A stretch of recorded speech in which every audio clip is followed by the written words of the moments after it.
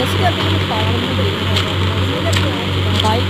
और साथ जैसे थोड़ा पैसा लेकर जेल में पहुंचना या फिर थी स्कॉर्पियो S11 और फॉर्च्यूनर तो मैंने मतलब को स्कॉर्पियो गाड़ी पसंद आई तो मैंने कहा भाई मैंने तुमको बता के यही कार सजेस्ट तो मुझे लगता है कि इसकी एक्स शोरूम प्राइस 15,000 है तो तीनों आपको दे रहे हैं तो भाई मेरे को अच्छी भी लगी है वैसे भी सस्ती है यार शोरूम में है